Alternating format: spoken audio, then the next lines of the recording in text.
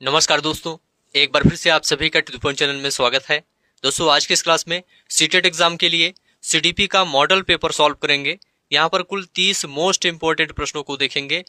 आप लोग इस क्लास को पूरा ध्यान से लास्ट तक देखिए, सभी प्रश्न का उत्तर बताने का प्रयास कीजिए। लास्ट में आप लोग अपना स्कोर बताइए कि 30 में आपका कितना स्कोर सही होता है। यहाँ पर हर टॉपिक से संबंधित प्रश्नों को लिया गया है। यहाँ से निश्चित रूप से आपके एग्जाम में प्रश्न पूछा जाएगा। तो चलिए शुरू करते हैं। पहला प्रश्न आप सभी के सामने है।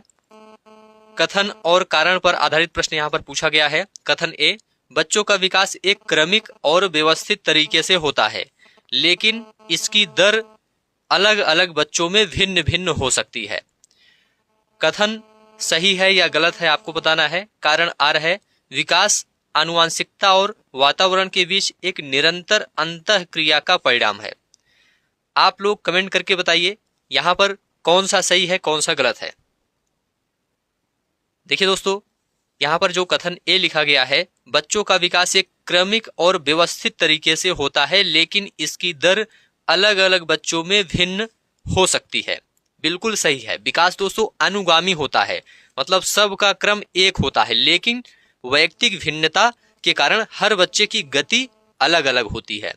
ठीक है। विकास आनुवंशिकता और वातावरण के बीच एक निरंतर अंतःक्रिया का परिणाम है, यह भी आपका सही है। तो यहाँ पर ए और आर दोनों सही है और आर ए की सही व्याख्या है। यहाँ पर ए ऑप्शन आपका राइट आंसर हो जाएगा। दूसरा प्रश्न आपके सामने है। सभी प्रश्न काफी ज्यादा इंपॉर्टेंट हैं, यहां से निश्चित रूप से आपके एग्जाम में प्रश्न पूछा जाएगा। जीन पियाजे के संज्ञानात्मक विकास के सिद्धांत के अनुसार बच्चा किस अवस्था में वस्तु अस्थायित्व प्रदर्शित करना शुरू कर देता है? किस अवस्था में? ऑप्शन आपके सामने है, आप लोग बताइए। पूर्व संक्रियात्मक या मूर्त संक्रियात्मक या संवेदी गामक या औपचारिक संक्रियात्मक अवस्था? तो देखिए दोस्तों, राइट आंसर हो जाएगा संवेदी गामक अवस्था। सी ऑप्शन राइट आंसर हो जाएगा। संवेदी गामक के अंत तक लगभग 18 से 24 महीने का बच्चा यह समझने लगता है कि वस्तुएं सामने ना होने पर भी अस्तित्व में रहती हैं। तो वस्तु अस्थायित्व प्रदर्शित करना शुरू कर देता है बच्चा किस अवस्था में? संवेदी गामक अवस्था में। ठीक है। तो यहां पर सी ऑप्शन आपका राइट आंसर हो जाएगा। इसका समय कितना होता है आप लोग कमेंट करके बताइए। संवेदी गामक अवस्था का समय कितना होता है? तो देखिए दोस्तों, इसका समय 0 से 2 वर्ष होता है या जन्म से 2 वर्ष होता है। ठीक है। और मूर्त संक्रियात्मक अवस्था का समय कितना होता है? मूर्त का 7 से 11 होता है। पूर्व संक्रियात्मक अवस्था का 2 से 7 वर्ष होता है। औपचारिक संक्रियात्मक अवस्था का 11 से 15 वर्ष होता है। तो यहां पर सी ऑप्शन आपका राइट आंसर हो जाएगा। लेओ वाइगोत्स्की के अनुसार निजी वाक क्या है? प्राइवेट स्पीच क्या है?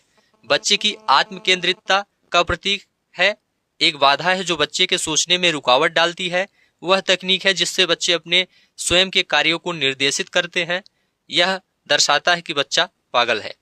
आप लोग बताइए राइट आंसर क्या होगा? राइट आंसर हो जाएगा वह तकनीक है जिससे बच्चे अपने स्वयं के कार्यों को निर्देशित करते हैं। पियाजे ने दोस्तों इसे आत्म केंद्रित कहा था, इसे आप लोग ध्यान रखिएगा। क्या कहा था? आत्म केंद्रित कहा था, लेकिन वाइगोत्स्की ने इसे बच्चे का स्वनियमन करने का साधन माना है। तो यहां पर सी ऑप्शन आपका राइट आंसर हो जाएगा। नेक्स्ट है, कोहल वर्ग के नैतिक विकास के किस स्तर पर बच्चा अच्छा लड़का अच्छी लड़की अभिविन्यास दिखाता है? सभी प्रश्न काफी ज्यादा इंपॉर्टेंट है, सभी प्रश्न ध्यान से देखते हुए चलिए। पूर्व पारंपरिक स्तर, पारंपरिक स्तर, उत्तर पारंपरिक स्तर, दंड और आज्ञाकारिता स्तर। तो देखिए दोस्तों, राइट आंसर हो जाएगा पारंपरिक स्तर। पारंपरिक स्तर में बच्चा समाज और परिवार की नजर में अच्छा बनने के लिए नियमों का पालन करता है। तो यहां पर अच्छा लड़का अच्छी लड़की अभिविन्यास किस स्तर पर दिखाता है? तो पारंपरिक स्तर पर दिखाता है। बी ऑप्शन आपका राइट आंसर हो जाएगा। नेक्स्ट है, समावेशी शिक्षा का मूल विचार क्या है? समावेशी शिक्षा का मूल विचार क्या है? ऑप्शन आप सभी के सामने है। विकलांग बच्चों के लिए अलग स्कूल खोलना, केवल मेधावी, व्यक्तिगत भिन्नताओं को स्वीकार करना। तो यहाँ पर सी ऑप्शन राइट आंसर हो जाएगा। व्यक्तिगत भिन्नताओं को स्वीकार करना और हर बच्चे की जरूरतों के अनुसार शिक्षण में बदलाव करना। समावेशी शिक्षा क्षमता के आधार पर भेदभाव नहीं करती है, बल्कि सिस्टम को बच्चे के अनुसार बदलती है। इसे आप लोग ध्यान रखिएगा। तो यहाँ पर सी ऑप्शन राइट आंसर हो जाएगा।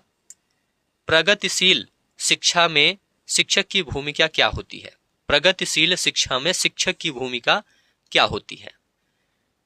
देखिए दोस्तों, प्रगतिशील शिक्षा में शिक्षक की भूमिका एक सुसाध्यकर्ता के रूप में होती है।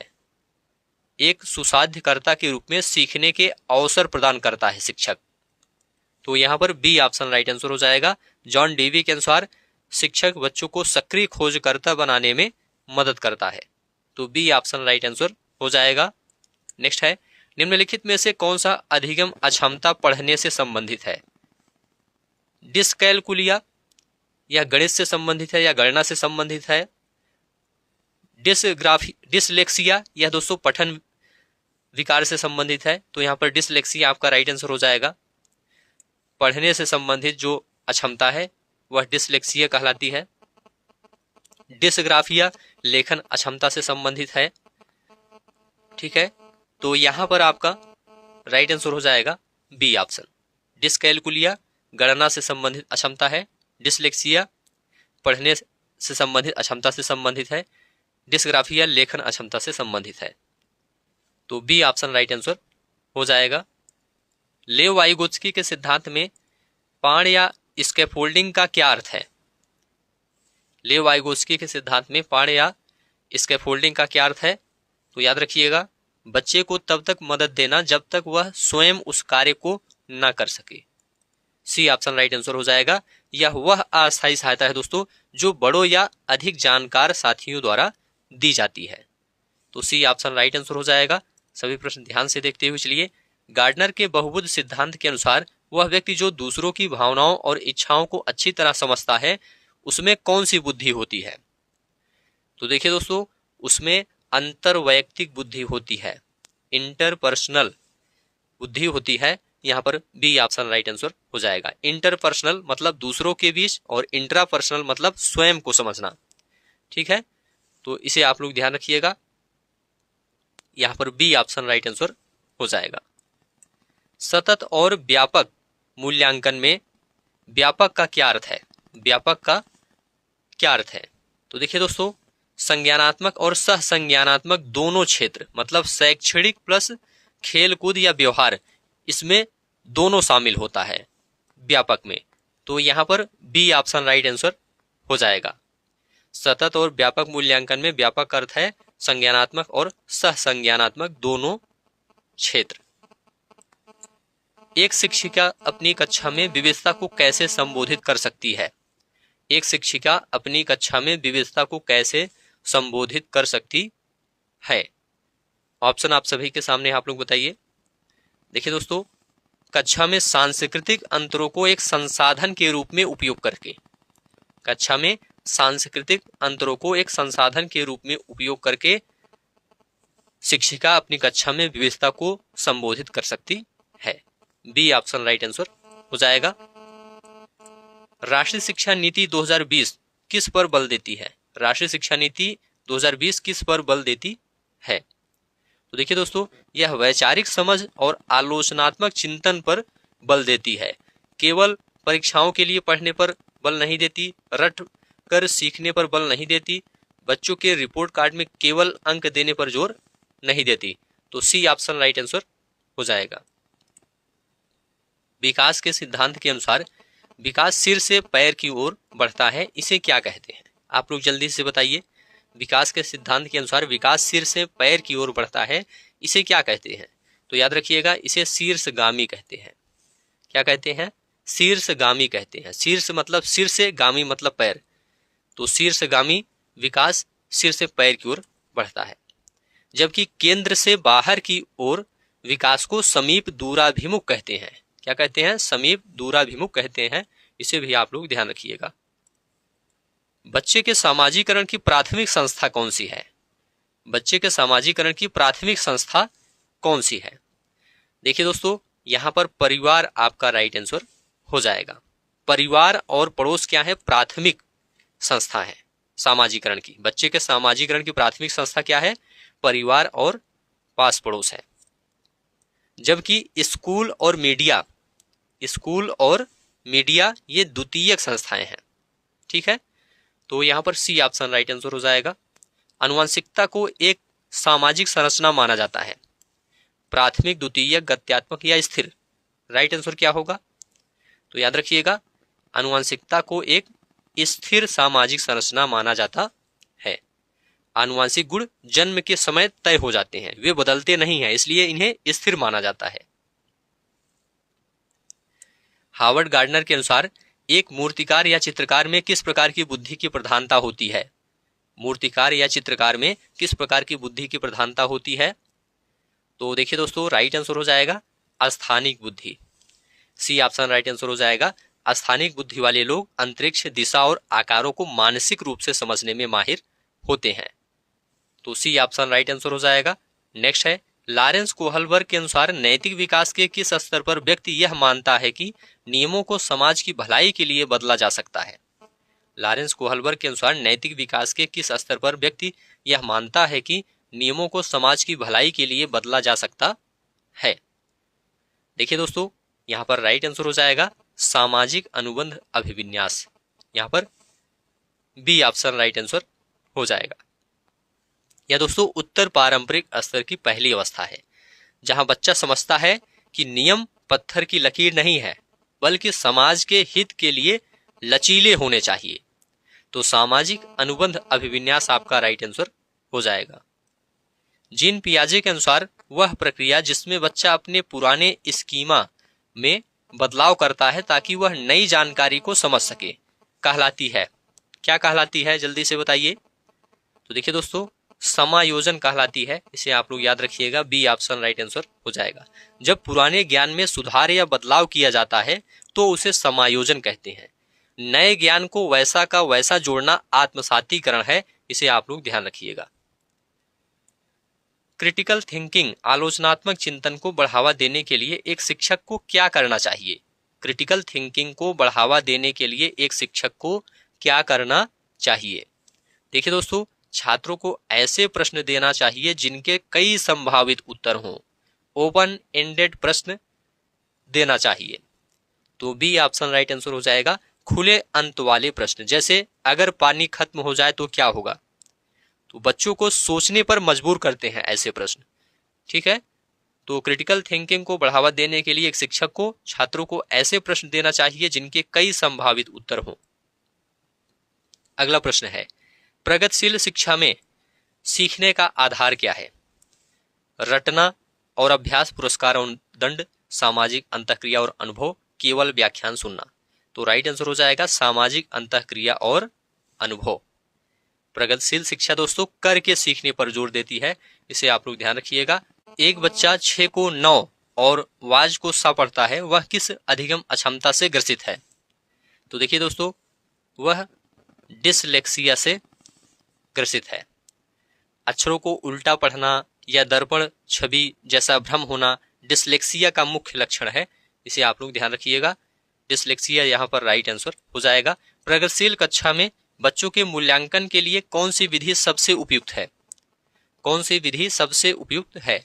तो देखिए दोस्तों, पोर्टफोलियो और अवलोकन ये सबसे उपयुक्त है। पोर्टफोलियो बच्चे की साल भर की प्रगति का एक आईना होता है।